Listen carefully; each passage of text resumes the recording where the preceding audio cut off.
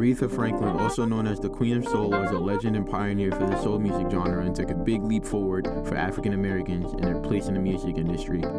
She had multiple #1 charted hits, high-selling records, partnerships, Grammy Awards, etc. But before all of that, she was just a black woman, living in the 40s.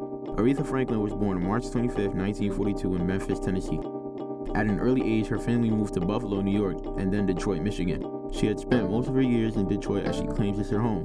Aretha's mother died when she was 10, and she was raised by her father, a Baptist minister. For 33 years, Reverend Franklin was a pastor of New Bethel Baptist Church in Detroit. Aretha's father encouraged her to sing. When she was very small, her father would stand her on her chair to be seen from the pews when she sang in church. She had learned to play the piano, but instead of learning it formally with lessons, she learned to play it by ear and developed the sound and ability to play it. In her teens, she joined the junior choir that traveled with her father on her speaking engagements. While in California, the Franklins met the young Sam Cooke, lead singer with the gospel group, the Soul Stirrers. Sam Cooke's success made a deep impression on young Aretha, who began to wonder if she too might pursue a music career outside of church. Her teenage years were difficult. While still a teenager, she gave birth to 2 sons by different boyfriends. Her grandmother and older sisters helped raise her children while Aretha continued to work at her music. Aretha's father was her manager, and they made some local demo tapes for a local record label. But he felt that Aretha had what it takes to get signed to a major label and wanted her to have a big break. After some connections were made, John Hammond, an executive at Columbia Records, was impressed by young Aretha's demos, and at 18, she signed a contract with Columbia, which led her to make the moves to New York to start a career. At her start of Columbia, her early sessions included some blues and gospel-themed numbers, but for the most part, Columbia seemed to see Franklin as a jazz and pop vocalist in the mood of Dinah Washington. Her first single for Columbia, Today I Sing the Blues, placed in the top 10 on Billboard magazine's Rhythm and Blues R&B bestseller chart in 1960. In January, Columbia released her first album, Aretha with the Ray Bryant Combo. Her first single on the Billboard's Pop Music Top 40 chart was a 1920 standard Rockabye Baby with a Dixie melody. In 1961, Franklin married Ted White, a friend from Detroit who became her manager. Her records were well reviewed, and she swiftly acquired a reputation in the industry as a compelling new voice. As time progressed and the sound of music changed from simple jazz to rock and soul, Aretha felt that Columbia wasn't providing her with the best opportunity, so she made the switch from Columbia Records to Atlantic Records.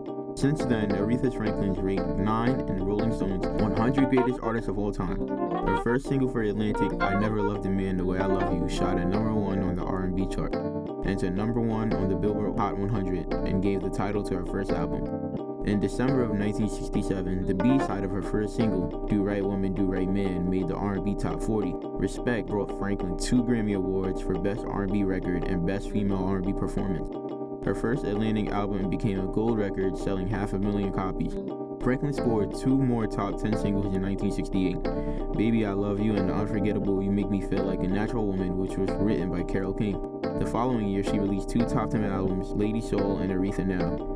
The year also saw some of her most successful singles, Chain of Fools, Ain't No Way, Think, and Say a Little Prayer. Franklin divorced husband Ted White in 1969 and took full charge of her career for the first time.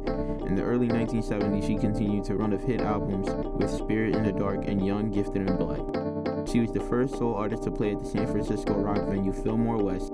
Her performance documented on the album Aretha Live at Fillmore West in 1971.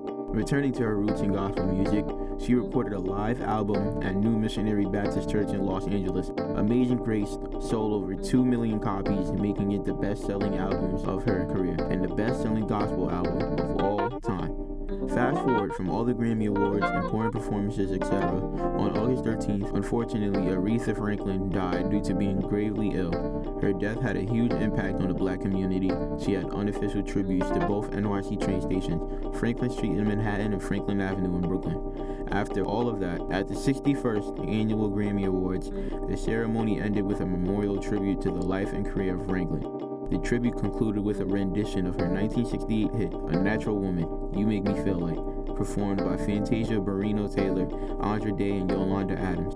Aretha Franklin was a revolutionary artist and inspiration for all gospel soul artists today, and truly the Queen of Soul.